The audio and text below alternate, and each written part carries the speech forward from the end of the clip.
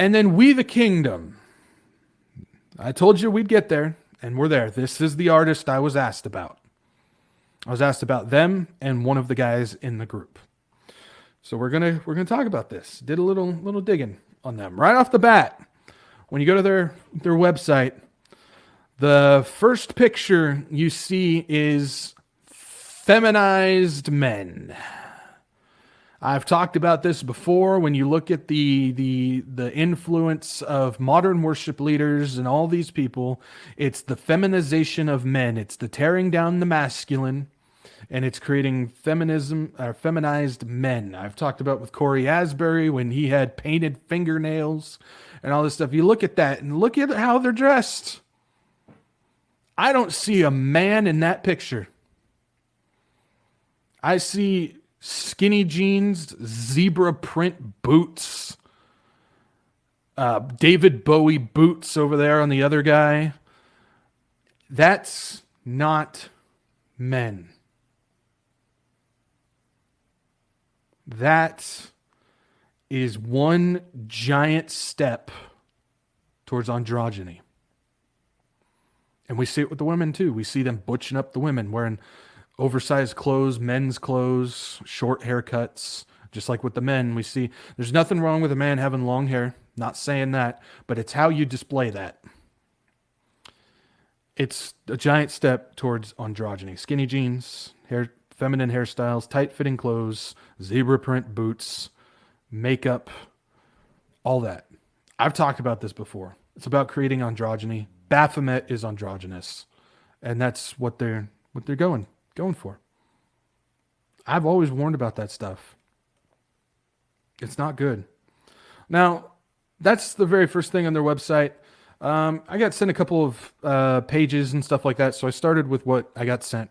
And there was a We the Kingdom profile, music profile that I was sent. So I started there. And we look at this and we go, We the Kingdom is a multi-generational family of musicians, including esteemed producers and songwriters. Ed Cash, that was the guy, along with We the Kingdom, I was asked about. We're going to talk about him in a second. Ed Cash is a songwriter and producer for Chris Tomlin, Need to Breathe, Bethel Music, Crowder. Fail, fail, fail, fail. So I went to his site, and we take a look at his site. We look at his discography, and we see who he's been associated with. We got Chris Tomlin, we got Crowder, we got Need to Breathe, we got another, I believe that is Crowder as well. Then we got Bethel Music. Then we've got Rend Collective. I've talked about them before. They're heavily involved with the NAR and Kingdom Now. Then there's Elevation Worship as well. Chris Tomlin again. Somebody I don't know. Carrie Job. Another Chris Tomlin. There's Matt Mayer. There's your Catholic influence right there. We keep going down his discography. We got Amy Grant. Some other people I don't know. Bunch of Chris Tomlin again. Another Carrie Job. All these people. All these people. Now, producers work with a lot of people. They do. But when it comes to songwriting, you choose who you write songs with. And he's chose poorly. And, woo boy, that's concerning. So I kept going. I was like, that's not enough. That's not enough for me. I'm not satisfied. Got to keep going. They also sent me a biography page. So I looked at the biography page, and if I could find it, there it is. A couple things stood out. I started seeing the same thing pop up with their backgrounds. This is We the Kingdom. Deeply involved with the ministry of Young Life. Led worship and remained involved in playing music at Young Life camps. The group organically formed at a Young Life camp in Georgia. And if we go back to the profile, a little bit further down, it also says the band organically formed at a Young Life camp in Georgia. I kept seeing Young Life. What is Young Life? That was my next goal, because I'm like, okay, I'm getting background. Remember? Background. Charity Gale, Sean Foich. We just did Lauren Daigle. Background. I like getting background. What beliefs were they brought up in? What systems were they brought up in? That tells me a lot. What are their values? What did they go? So I went to the Young Life website and I looked at their values, and you can see right off the bat, diversity.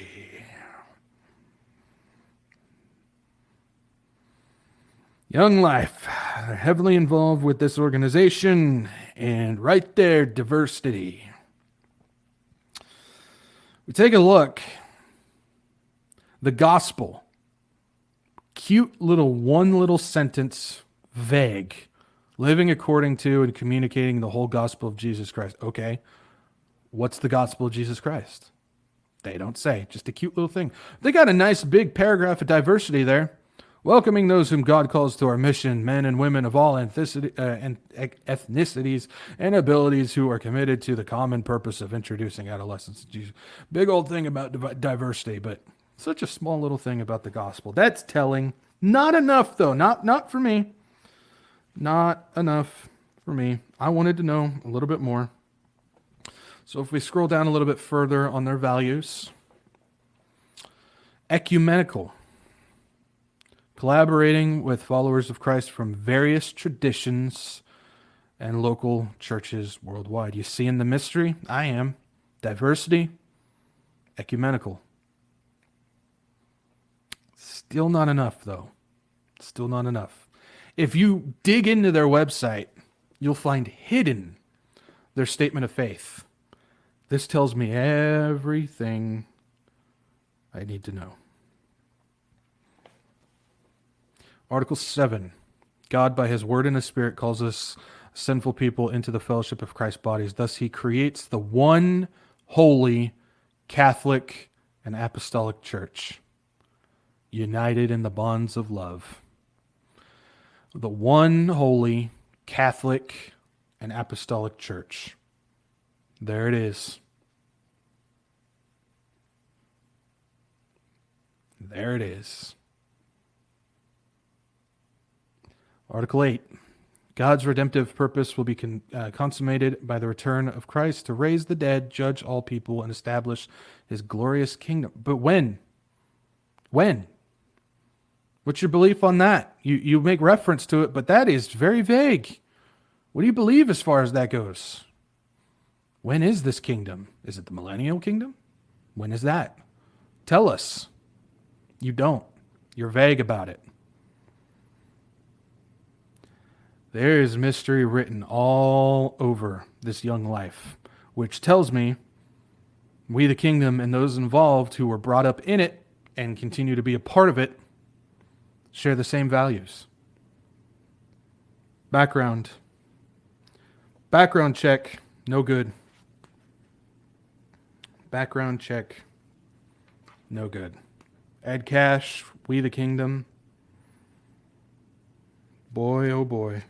You guys are all wrapped up in it, aren't you? This is what I'm talking about, guys.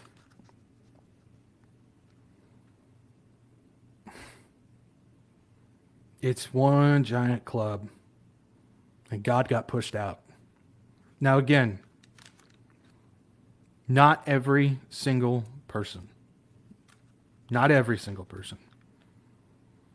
But I would bet everything that I got that maybe only 1, 2, 3 people, at least in that list, that Capitol Music list, I wouldn't even go 3. I'd go maybe 2, are doing it for the Lord.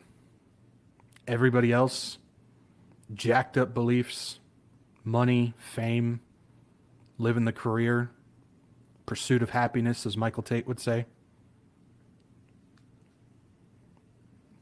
I'm just being honest with you guys. That's CCM. People who can't even get the basic foundation of the gospel right. And if they can't get that right, they don't know who Jesus is. That's my whole point. They don't know who Jesus is. If you can't get the basic foundation of the gospel, then you don't know who Jesus is. And some people say, you're being harsh, you're judging. I'm just telling it like it is. I told you, I don't like doing this, and I'm not here to purposely offend people, but I'm not going to withhold the truth here. It's not good. Satan's wrapped up in this. Mystery religion as a firm grip on all of it. And sooner or later, one world religion's going to suck it all up in. That's your Catholic Church. And you're seeing the Catholicism wrapped up in all of it. You're seeing it. I showed it.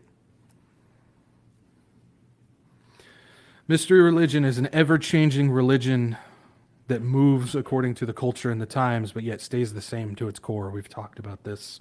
It's ultimately a religion that feeds on human desire, that directs them to a universalist belief that the Catholic Church will pull in when the one world religion comes into form. That's what all this is. When you have all the traditions coming together, when you have all these people that have these different belief systems that don't match up with anything, but yet they're all working together and they're all worshiping together, just like the woman at the well, you know not who you worship. You're worshiping, but you know not who you worship.